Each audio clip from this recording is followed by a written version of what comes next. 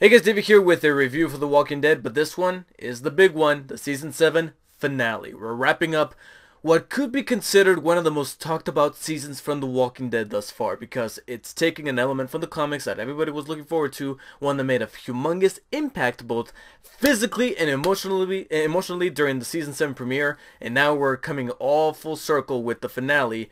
I don't even know what the finale is called, but I know that there's the season 7. Actually, it's called the first day of the rest of your life, and it's the one that this back half of the season has been leading up to. This all-out war, this brawl between the Saviors and Rick's group, all the communities getting together to fight this common cause. All I'm gonna say is that, remember a few weeks back I said that if the pacing of The Walking Dead or it wasn't going to pick up, or at least there wasn't going to be a significant payoff to this, then I might stop reviewing this, because the hassles that I'm going through to try to bring you guys these reviews, from being able to watch the show somehow because I don't have AMC, or the fact that not a whole lot is happening within these episodes, that the pace is slowed down to a crawl that it's just not making those big moments worth all the while, I was going to stop reviewing the show. Well, I guess it's time to bid farewell to my reviews of The Walking Dead, because this Season 7 finale felt more like a mid-season finale, because I was talking to my girlfriend about it. I was describing her the episode, the hour-and-a-half long episode, which without commercials is about an hour flat, but still. And I looked at my girlfriend after describing her the episode and telling her that, yeah, this is the final episode before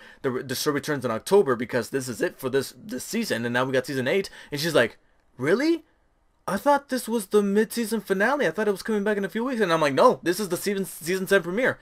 By me she doesn't even watch the show, and even by me describing it to her, she was like, really, that's it? Yeah, because this was a very underwhelming Season 7 finale. It was a good episode, really well put together, that dives deeper into the characters of Sasha, Eugene, and even Negan to an extent. But when it boils down to it, the payoffs did not meet the expectations and the hype that this back half season was building and building and building with every episode that we had to trudge through. Even the episode itself was building up a little too much. We had Rick getting together with the trash people, and then we had a little bit going on with the hilltop with Maggie plotting something over there, and also Ezekiel with his men and finding Morgan out in the road out there, where he seemed a little unstable, but he looked like he was down for a fight, and they get together and they're leading the pack along with Carol and Shiva. It's really cool to see Shiva back in action, but they're walking over to Alexandria, and it looks like they're just walking, and I feel like as a viewer I'm doing that myself as well as I'm watching the first 30 or 45 minutes of this episode, because it's all of these pieces still moving within the finale. We're still moving pieces around, and we're still all conjugating together. All the while we get these flashbacks with Sasha, which at first was kind of neat, not only because we get deeper into the character of Sasha so that we can kind of get a firm understanding with that big decision that she makes later on in the episode, but also a good excuse to bring back Michael Cutlass as Abraham one final time to kind of give this episode an overall arc, because it's almost like the showrunner's way of saying, yeah, I know that Glenn kind of overshadowed Abraham in the Season 7 premiere when they both got killed off. Everybody was talking about Glenn, and nobody was paying that much attention to Abraham, and that was a little fucked up. So it was kind of like the showrunners, the producers' way of saying, hey, we're going to pay Abraham's respects too, so we're going to bring him back here in a flashback. But two things. One, when you bring back characters like that in a flashback, even though it's a flashback and they're still dead within the rules of this universe, it still feels like a slight cheat, because it's almost like they're not really dead. And I'm just going to say that other shows like Game of Thrones, they don't really use flashbacks that much. I mean, they might have done it once or twice, but they don't really do that much because they don't want to tarnish that image of seeing your favorite character die. And here, bringing him back, it's kind of like a, hey, it's okay, you know, we can still kind of show you some imagery to kind of console you, and it robs it a little bit of that emotion. And it robs it even more when we get to our second problem with these flashbacks, is that there were too fucking many. Every time we cut to commercial, we cut back to Sasha, who, I swear to God, I thought she was masturbating in that coffin.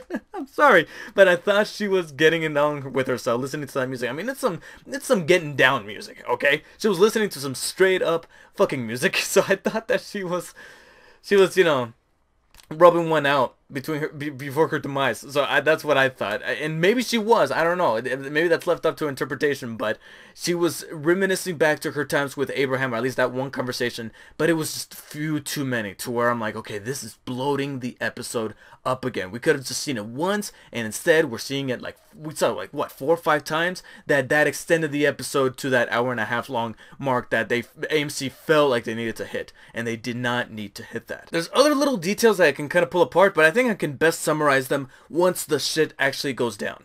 Because then we get to our all-out war moment, which wasn't really our all-out war moment because there were some problems there too. First off, trash people.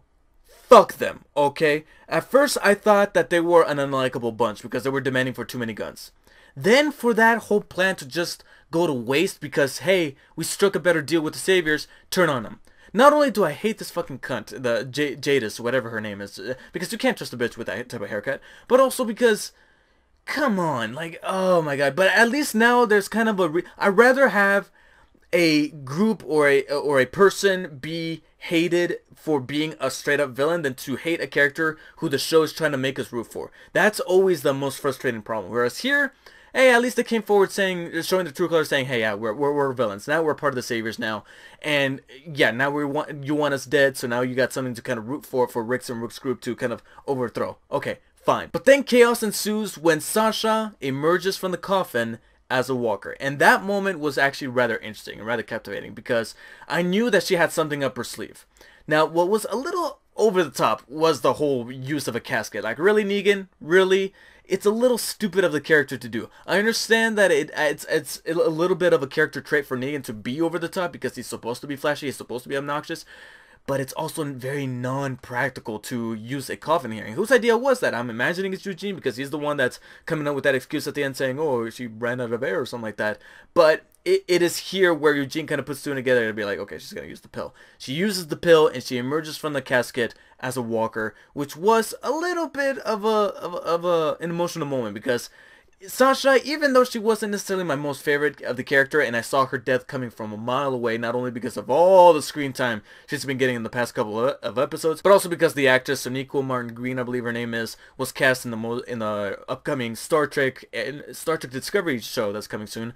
She was cast in that, so whenever an actor or actress gets cast in another show or in a movie, they're like, okay, yeah, they're probably gonna die in The Walking Dead, and that's what happened. But seeing her actually be a walker, because it's a thing to see a character die, and then a character that you love become a walker and have that facade and have that makeup on them that you're like, oh, it's a little weird. You never imagined for this character to be portrayed that way. So to see him that way, it's a little unnerving. So to see Sasha emerge from the coffin, that was rather jarring. But she attacks Negan, and you think that maybe here Negan will get some kind of comeuppance. Doesn't happen. Okay, fine. Let's see where this goes. Guns start going off. We get a battle. Okay, cool. And then it's over. Is it just me or am I missing something? Because I felt like that got closed rather quickly. Like before I knew it, the Saviors had the upper hand. And then before I knew it, I saw Rick being escorted by Haircut over to Negan to be Lucille. I'm like, was there some kind of edit that I overlooked? Because that was just really strange. And at that point, I'm like, okay, that was wrapped up quickly. I really hope it doesn't end well. Thankfully, we get, in my opinion, the best moment of the episode, which was an ultimate fuck yeah moment that I wish I could have just yelled out fuck yeah because it was in the middle of the night. I couldn't. Shiva emerges, takes down a dude, and that's where we get the Hilltop and the Kingdom, led by Ezekiel, to take on the Saviors, and that was a really cool moment. A couple of shots here and there that I think could have been choreographed a little bit better because I thought that they were just like shooting randomly. You know, I saw some extras in the background that were just like waving the gun, and they didn't look like they were aiming, so I'm like, oh, that kind of takes me out of the immersion a little bit. I know I'm critical that way, but it happens. So that happens. That was a cool moment. And then, before I knew it, I realized something. Something that, it wasn't until the end of the episode that I was like, huh, this feels empty. Why does this victory feel empty? Because the Saviors were overthrown, they were scared away, but that's just the problem. They were scared away. Nobody got killed, except Sasha. But again, she was the death that we saw coming from a mile away. What about the Saviors? What about the people that we want to see dead? Everybody literally walked off without a scratch. Jadis, she escaped, Negan escaped, and I was expecting Negan to live because they said, oh yeah, he's going to be in Season 8. And up until this point, he is still alive in the comics. Okay, fine. But not even a scratch? to the point where he's so in good health that he's able to drive away in that truck, flipping people off, which was a good moment, and I'm pretty sure was improvised by Jeffrey D. Morgan here. It was a cool moment, a very funny moment, but at the same time, not even like a bite to the leg from Shiva or a bullet grazing or anything like that. Nothing. He just scurries away. And not even him, but also his second in command. Dwight, who was conspiring against him, returns back to the sanctuary with him. Eugene is fine. Simon is fine. Everybody, and he's even got what seems to be an even bigger army since the trash people joined him. And on top of it all, it's our people that we're rooting for that got kind of maimed, especially Michonne with that fucking eye that's been popped. I just didn't feel satisfied.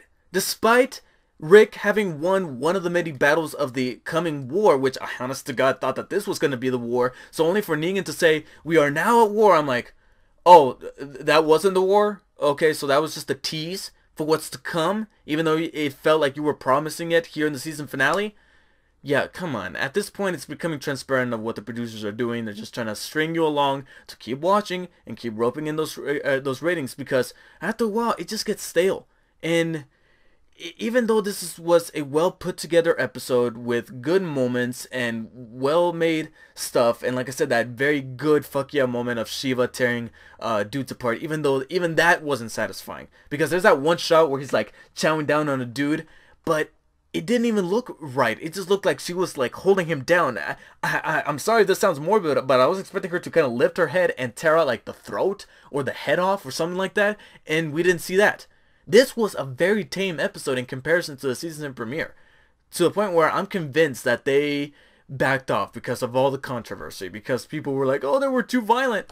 Stay true to your nature. Stay true to how to make good storytelling, not just string people along for the ratings, because at this point, it's becoming a little bit shallow. And when you kill off a main character that has been around for, I think, about 4 seasons now, and you don't really feel all that much for it, you're in some trouble. You're in some trouble, dude. So I'm going to be giving the Season 7 finale of The Walking Dead a 7 out of 10. Good episode, but it really did not meet those expectations. We built up a little too much that I think this is a testament to AMC that, hey, you better start paying us off for dedicating this much time to your show, or start trimming some of the episodes. Start doing the Game of Thrones model and just do 10. 10. That way you have a stronger leash on your writers. They don't bloat shit up, and you know how to write a much more cohesive script. And when I say script, I don't just mean for every individual episode. I'm talking for the overall arc of a season in general, because that's something that you need to keep in mind, and something that I feel like they're losing focus of, because they're paying so much attention to each individual episode that they're not looking at the bigger picture. And us viewers, we're smarter than that. So please let me know in the comments what you guys thought of The Walking Dead Season 7 finale. Do you think it was very, very underwhelming? Or do you think it satisfied your fancy? Do you think that it had all the things that you were looking for? Or are you simply just not critical of those things and you're just looking for a good time? I think I'm calling it right now, guys. Enjoy this review, because this might just be my last one for The Walking Dead.